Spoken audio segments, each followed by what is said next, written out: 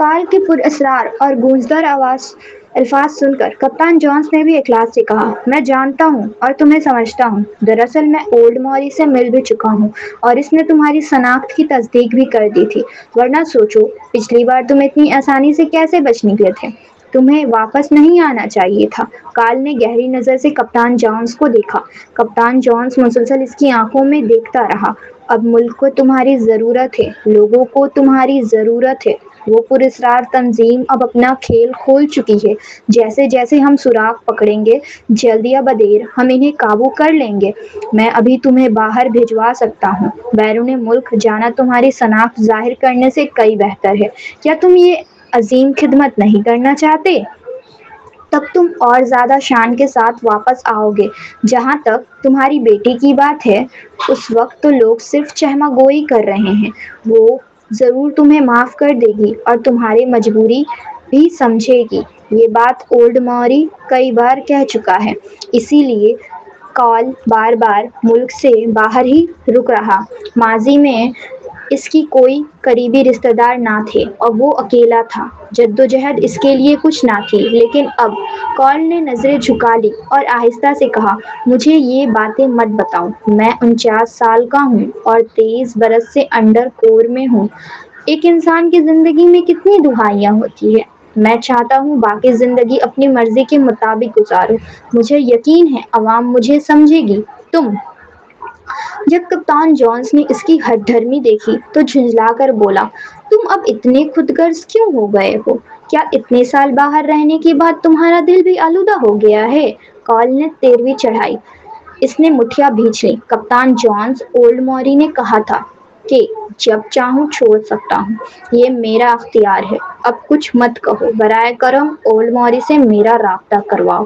کپتان جونس نے اس کے پکے ارادے دیکھے تو جان گیا اب مزید سمجھانا بیکار ہے۔ وہ گہری سانس لے کر بولا، ٹھیک ہے، میں انتظام کرتا ہوں کہ اولڈ موری آئے اور یہ معاملہ طے کرے۔ یہ کہہ کر وہ باہر نکلنے لگا۔ دروازے تک پہنچا تو کال نے زور دے کر کہا، 2 دن، میں تمہیں صرف 2 دن دیتا ہوں۔ اگر اولڈ موری پھر بھی نہ آیا تو میں تمہارے کپتان فرساد سے ملوں گا۔ میرا خیال ہے وہ میری کہانی میں خاص دلچسپی لیں گے۔ کپتان جونس کے گلے میں الفاظ اٹک گئے۔ وہ اور نفرت سے دانت پیس کر بولا، ٹھیک ہے۔ اور کال نے کہا، میں ایک شاندار پریس کانفرنس چاہتا ہوں۔ میرا خیال ہے تمہیں پتہ ہے کہ میری اصل شناخت کیسے عوام کے سامنے لانی ہے۔ اگر وہ یوں ہی چلا گیا تو کوئی بھی اس کی بات کا یقین نہ کرے گا۔ یہ انٹرنیٹ کا دور ہے۔ اگر اسے اپنی شناخت بحال کر کے اندھیروں سے باہر آنا ہے تو یہ دھوم دھام سے ہونا چاہیے، ورنہ کیا وہ اپنی شہرت پر خود پانی نہیں پھیر دے گا؟ مزید یہ کہ اس طرح وہ اپنی سماجی حیثیت اور پہچان بلند کر سکے گا۔ یہ سب تانیہ کے لیے فائدہ مند ہوگا۔ کپتان جونس نے گہری سانس لی، ٹھیک ہے، اچھی خبر کا انتظار کرو۔ وہ غصے سے باہر نکل گیا۔ اسپیشل ڈپارٹمنٹ سے نکل کر پروین گھر واپس آئی۔ جیسے ہی وہ اندر داخل ہوئی تو دیکھا کہ ڈرائنگ روم میں 2 بلائے بغیر مہمان بیٹھے ہیں۔ وہ دونوں اسے شادی پر بھی دکھائی دے رہے تھے۔ یہ اسمتھ خاندان کے بڑی شاخ کے سب سے بڑے چچا اور چچی تھے، یعنی جوئل کے والدین۔ اس وقت وہ دونوں صوفے پر سیدھے بیٹھے تھے۔ ایک چچا جو ایان سے ملتے جلتے تھے، ایان کے رو رو کر کہہ رہے تھے، ایان، جوئل نے ایک قاتل کی بیٹی سے شادی کر لی ہے۔ اس معاملے نے ہمیں سب کے سامنے شرمندہ کر دیا ہے۔ ویل چیئر پر بیٹھے ایان نے یہ سنا تو نظریں جھکا کر بولا، کارل نے کسی کو نہیں مارا۔ ایمونس، کیا ہم نے واضح نہیں کیا تھا کہ اس وقت جس عورت نے قتل کیا تھا اس کا نام مارگو تھا؟ ایمونس نے ناک سکیڑی۔ پھر بھی وہ اس قابل نہیں ہے، ایان نے تمسخر سے کیا۔ اس قابل نہیں ہے؟ تمہیں معلوم بھی ہے وہ کون ہے؟ میں نے سنا ہے کہ بلیک کیٹ اور بلیک پینتھر دنیا کے سب سے بڑے قاتل ہیں۔ تمہیں لگتا ہے وہ کم حیثیت کے ہیں؟ ایمونس کے گلے میں الفاظ اٹک گئے۔ اس کی بیوی ہیدر نے فوراً سرد لہجے میں کہا، لیکن ہمارے علاوہ اور کون جانتا ہے کہ وہ قاتل اتحاد کا باس ہے؟ اب تو سب یہی کہتے ہیں کہ اس نے جرم کیا ہے، وہ مجرم ہے۔ ہم اس کی اصل شناخت جانتے ہیں، مگر عام لوگ تو نہیں جانتے، وہ تو بس ہمارا مذاق اڑاتے ہیں۔ ایان نے اپنے بڑے بھائی اور بھابھی کو گھورا۔ ایمونز جیسے والد تھے مگر کبھی بڑے خاندان کو سنبھال نہ سکے۔ وہ کان کے کچے تھے اور ہمیشہ ہیدر کی سنتے تھے، حتیٰ کہ جوئل کے ساتھ بھی انہوں نے ویسا ہی کیا تھا۔ اگر ایان نے وقت پر دخل نہ دیا ہوتا تو انجام ناقابل تصور ہوتا۔ ایان کو ان دونوں سے کبھی اچھا تاثر نہ ملا تھا۔ ایان نے سرد لہجے میں کہا، آخر چاہتے کیا ہو؟ ایمونز اور ہیدر نے کہا، ویسے بھی اب ہم نیو یارک میں نہیں رہ سکتے، ہم بیرون ملک جانا چاہتے ہیں، بس ہمارے لیے انتظام کر دو۔ ایان نے یہ سن کر اتنا غصے میں آیا کہ ہنس دیا۔ ٹھیک ہے، لیکن پھر کبھی واپس مت آنا، اس طرح مجھے بھی سکون ملے گا۔ اگر ایمونز میں اہلیت نہیں تھی تو کیا کیا جا سکتا تھا؟ ویسے بھی اب خاندان کی باغ دوڑ جوئل کے ہاتھ میں تھی۔ ایان بھی جانتا تھا کہ ان کی گھر میں پوزیشن بڑی عجیب سی ہو گئی ہے۔ بیرون ملک جا کر واقعی ان سب کے لیے بہتر انتخاب تھا۔ اسی دوران جوئل اور تانیہ بھی سیڑھیاں اتر رہے تھے۔ جوئل کا مسکراتا چہرہ جیسے ہی ان دونوں پر پڑا وہ تو سرد ہو گیا۔ اس نے بھی سب کچھ سن لیا تھا۔ وہ بولا، کوئی مسئلہ نہیں ہے، آپ کے اخراجات میں کبھی کمی نہیں ہوگی، اسمتھ خاندان ہمیشہ آپ کی کفالت کرے گا، آپ کو ہر سہولت والی زندگی ملے گی۔ پروین کو بھی یہ سب اچھا لگا۔ ہیدر جیسی عورت کا ساتھ رہنا تانیہ کے لیے بہتر نہ تھا، ان کا چلے جانا واقعی اچھا تھا، مگر پھر اس نے ہیدر کے آخری جملے سنے تو وہ اپنے خیال فوراً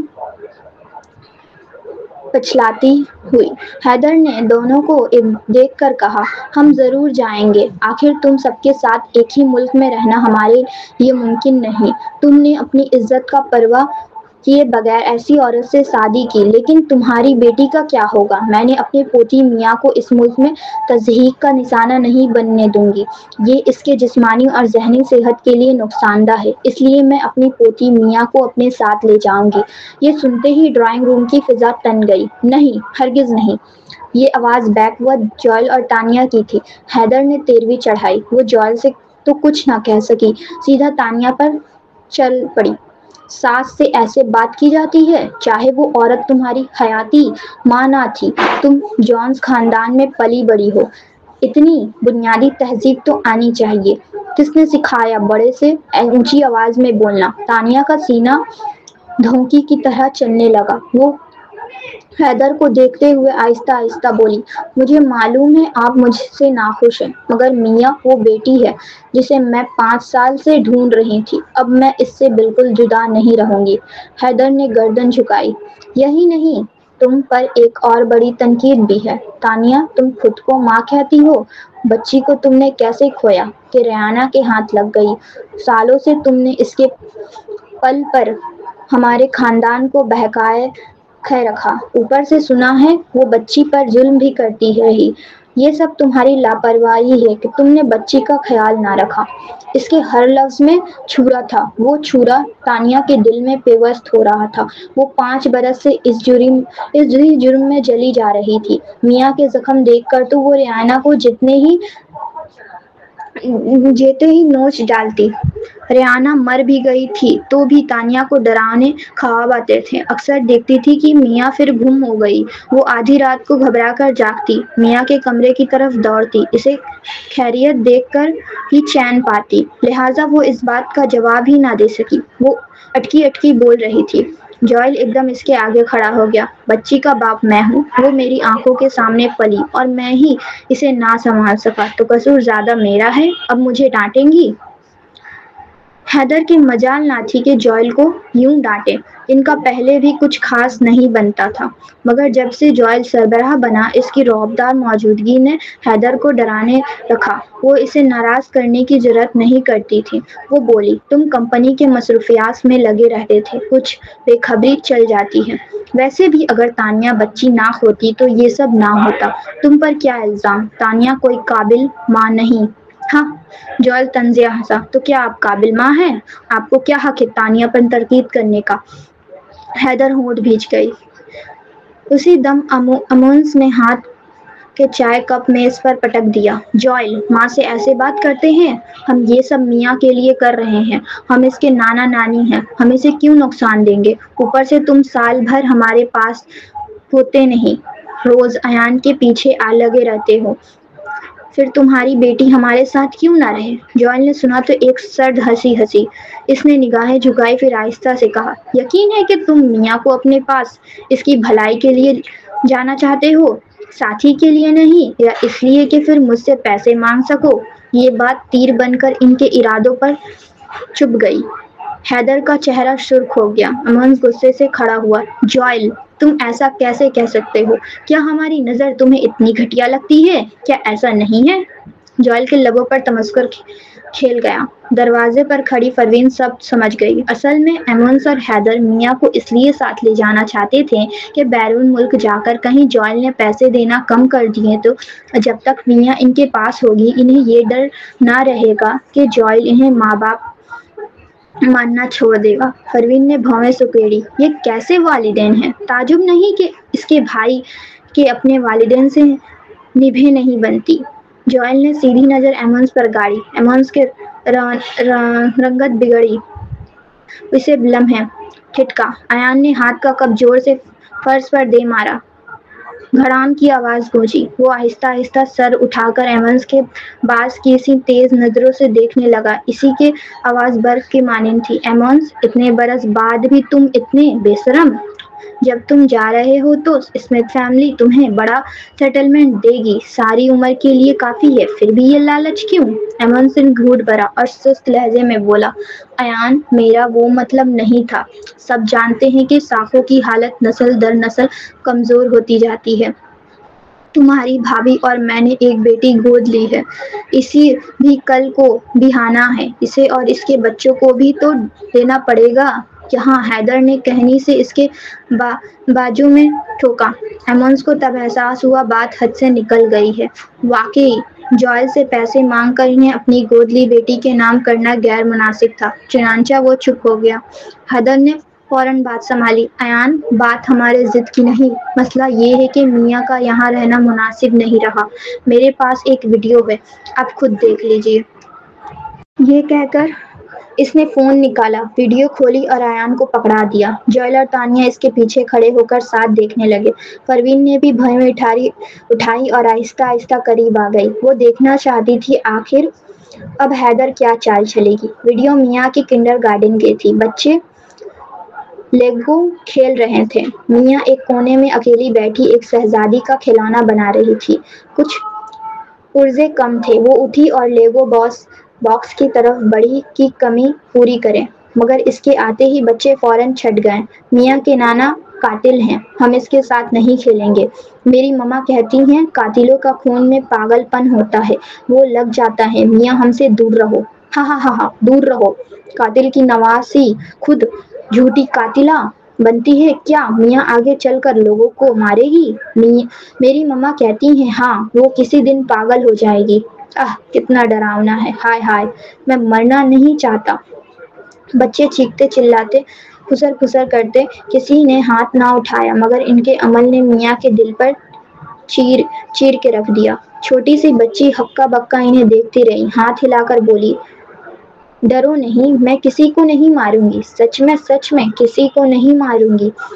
ہمیں یقین نہیں، ہم تمہارے ساتھ نہیں کھیلیں گے، ہم تمہارے دوست بھی نہیں، ہم بھی نہیں۔ میاں دور ہو جاؤ، ہم بات نہیں کرنا چاہتے۔ بچوں کی دنیا سادہ ہوتی ہے، اسی لیے ان کی باتیں زیادہ کاری لگتی ہیں۔ بڑوں میں ہوتی تو تانیہ پر اثر نہ ہوتا، مگر میاں پر ہوا۔ وہ پہلے ہی نازک دل اور حساس تھی۔ اس نے سر جھکا لیا، جیسے ہی دوبارہ اوپر نہ اٹھ پائے گی۔ وہ دھیرے سے آہ بھرتی واپس اپنی جگہ آئی تو دیکھا اس کا بنایا لیگو کھلونا توڑ دیا گیا۔ وہ ساکت کھڑی رہی، اسے دیکھتی رہی، پھر خاموش سے کونے میں جا بیٹھی، چپ چاپ سر جھکا لیا۔ چھوٹی سی جان دیکھ کر دل نم ہو جاتا تھا۔ پروین نے بے اختیار ٹھنڈی سانس بھری۔ جب یہ سب تانیہ پر گرا تو اس کا کیا حال ہوا، یہ سوچ کر دل کٹ گیا۔ پروین نے سر اٹھایا تو دیکھا تانیہ کی آنکھیں سرخ ہو چکی تھی۔ وہ پوری کوشش سے خود کو سنبھال رہی تھی مگر بدن ہلکا ہلکا کانپ رہا تھا۔ ان دنوں کال جیل میں تھا تو تانیہ ساری توجہ اس پر رکھے ہوئی تھی۔ جب میاں نے کہا وہ حارث کے ساتھ اسکول جانا چاہتی ہے تو تانیہ نے اجازت دے دی۔ جوئل کو کہا کہ بیٹی پر نظر رکھے۔ اسے کیا خبر تھی کہ اسکول میں بیٹی کے ساتھ یہ سب ہوگا۔ جوئل نے اس کے کندھے تھام کر آہستہ سے تھپتھپایا جیسے حوصلہ دے رہا ہو۔ فکر نہ کرو۔ بچوں نے میاں کو دھتکارا ضرور تھا مگر وہ دوسروں سے بہتر تھی۔ وہ اسمتھ فیملی سے تھی اسی لیے کوئی ہاتھ ڈالنے کی ہمت نہ کرتا۔ یہ بس نفسیاتی تنہائی تھی۔ جوئل کو میاں کی کیفیت پہلے سے معلوم تھی۔ وہ سب جانتا تھا۔ وہ حیدر کی طرف مڑا اور ٹھنڈی آواز میں پوچھا، یہ ہمیں دکھا کر کیا کہنا چاہتی ہو؟ حیدر سیدھی بولی، یہ بچی اسکول میں خوش نہیں، اسے ہمارے ساتھ جانا چاہیے۔ اس جگہ سے نکالو، نئے ماحول میں لے چلو جہاں اسے کوئی نہ جانتا ہو۔ وہ نہایت ہی خلوص سے بولی، جوئل تم کمپنی سنبھالتے ہو، تم تو جا نہیں سکتے۔ تانیہ تمہاری بیوی ہے، تم نئے رشتے میں بندھے ہو، الگ ہونا نہیں چاہو گے، لہٰذا بہترین حل یہ ہے کہ میاں ہمارے ساتھ بیرون ملک چلی جائے، اور اگر واقعی بچی سے جدا ہونا مشکل لگتا ہے تو تم دونوں ایک اور بچہ کر لو۔ جوئل کے کان جل اٹھے، بچے تمہارے نزدیک کیا ہے؟ سامان یا پالتو؟ اگر میاں چلی جائے تو میں نیا رکھ لوں؟ حیدر نے ہونٹ سکیڑے، میں تمہاری بھلائی چاہتی ہوں۔ دیکھا نا، میاں اسکول میں الگ کر دی جاتی ہے، تم اس کے ماں باپ ہو، کیا دل نہیں دکھتا؟ جوئل نے نگاہیں نیچے کی، میاں بڑی ہو رہی ہے، یہ معاملہ ہم اچھے سے سنبھال لیں گے، فکر نہ کرو۔ وہ کال کو ان باتوں کی پرواہ نہیں کرے گا۔ حیدر نے فوراً انگلی اٹھا کر ڈانٹا، تم جانتے ہی کیا ہو؟ کیا میاں تمہاری طرح بے حس ہے؟ تم جیسی بے ہے لوگوں کے رائے میں کی پرواہ نہیں۔ سن لو، اس ملک میں جب تک اس کا نانا جیل میں ہے لوگ اسے عمر بھر نیچا دکھائیں گے۔ کبھی نہ کبھی بڑی بات ہو کر رہے گی، یا تو میاں کو ہمارے ساتھ جانے دو یا اس قاتل کی بیٹی سے طلاق لے لو۔ پروین سے رہا نہ گیا۔ یہ کس نے کہا کہ کال مجرم ہے؟ حیدر طنز سے ہنسی، وہ جیل میں ہے اور چھوڑ نہیں رہے، ضرور ثبوت پورے ہیں تبھی تو اندر رکھا ہوا ہے، کیا دوست بنانے کے لیے بند رکھا ہے؟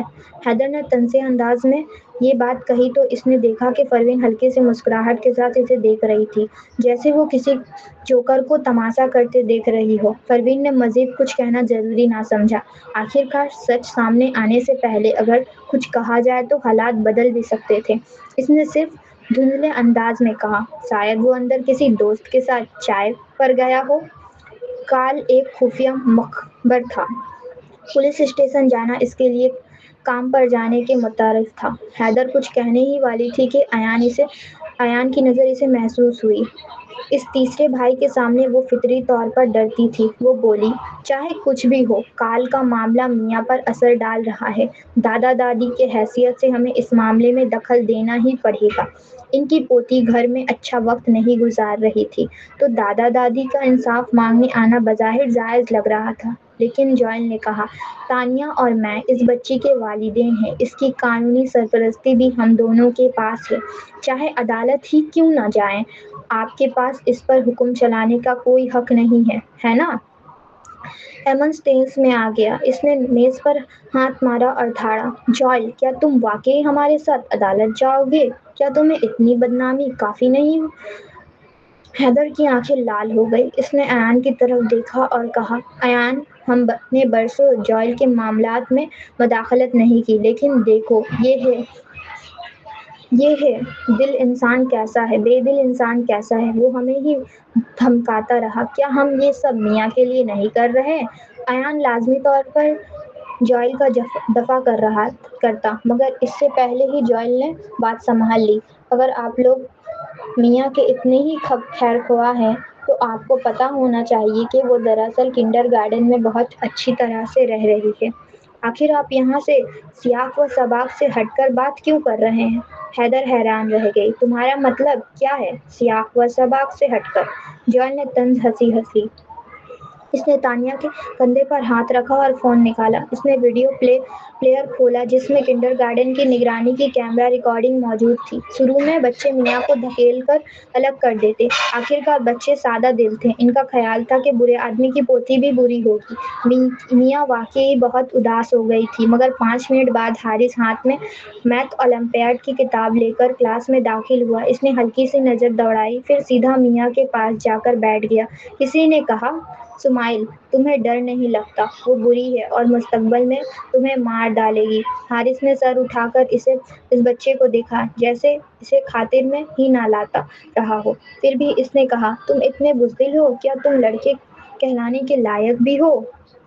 5 سالہ بچے خود کو بڑا سمجھتے ہیں اور بزدل کہلانا انہیں سخت ناگوار گزرتا ہے۔ وہ بچہ سینہ تان کر بولا، بالکل، میں بزدل نہیں ہوں، میں تو میاں کے ساتھ بیٹھنے کی ہمت رکھتا ہوں۔ وہ تیزی سے بڑھا اور میاں کے قریب بیٹھ گیا۔ حارث نے باقی بچوں کی طرف دیکھا اور ہونٹ بھینچ کر کہا، تم سب ڈرپوک ہو کیا؟ بالکل نہیں، بالکل نہیں، ہم بہت بہادر ہیں۔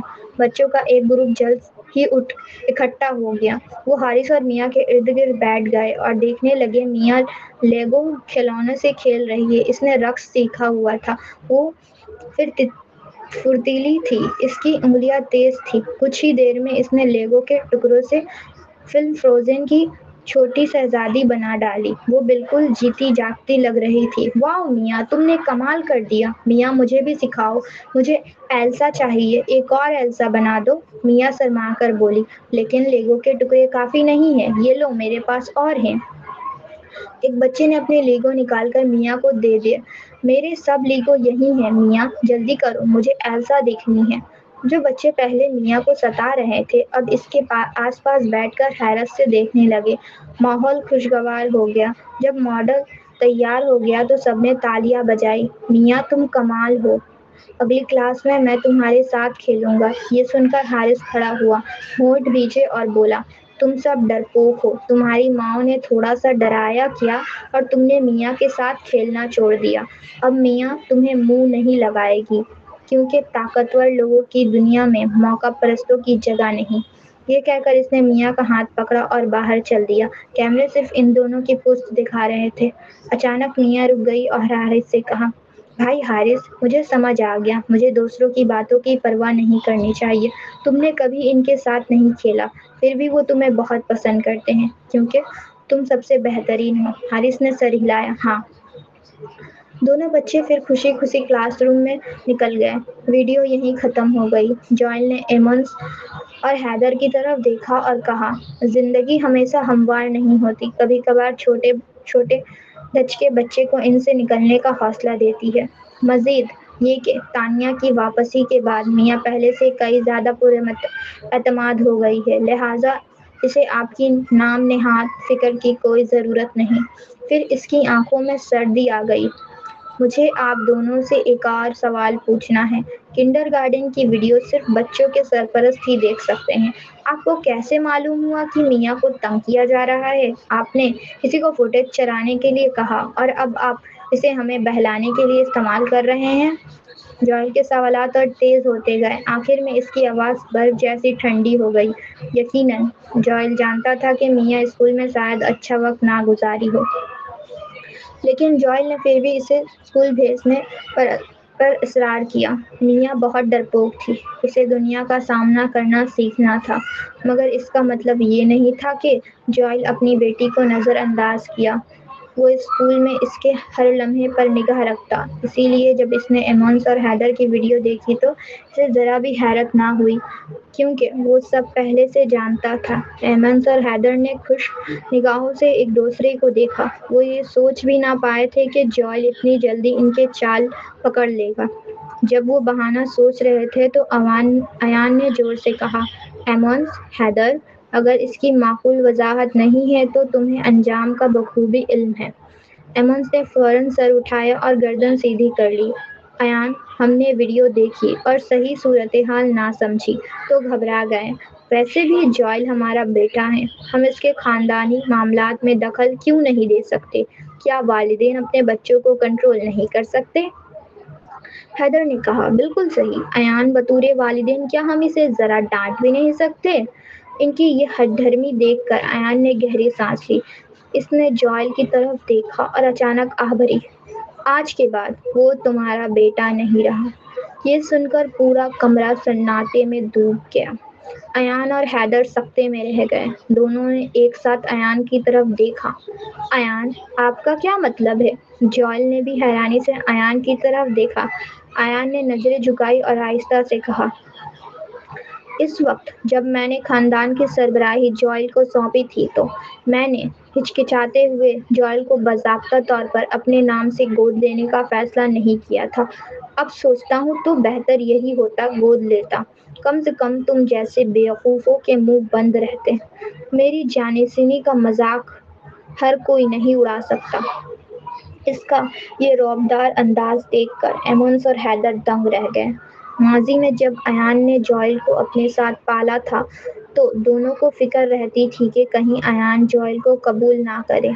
انہوں نے تب بھی گود لینے کی درخواست کی تھی، مگر ایان نے کہا تھا کہ وہ صرف بھانجا ہے۔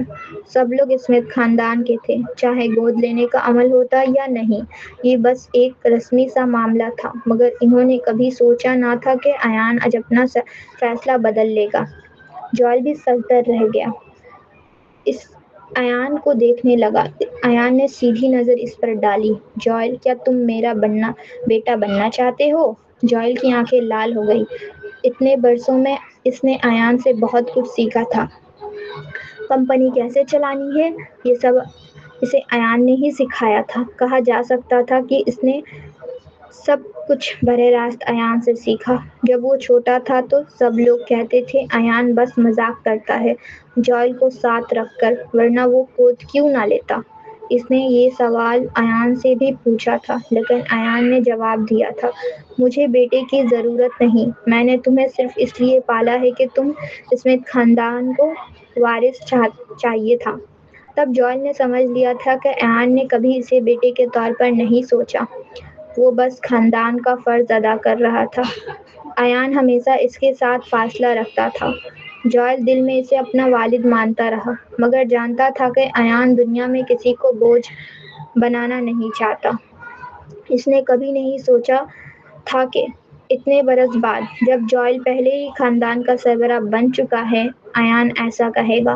جوائل نے کمپنی کے مسائل میں ہمیشہ پرسکون رہا تھا، مگر اس لمحے وہ جذباتی ہو گیا۔ اس کی آواز کانپ گئی۔ یقیناً چاہوں گا انکل ایان۔ ایان مسکرایا۔ اب بھی مجھے انکل ایان کہہ رہے ہو؟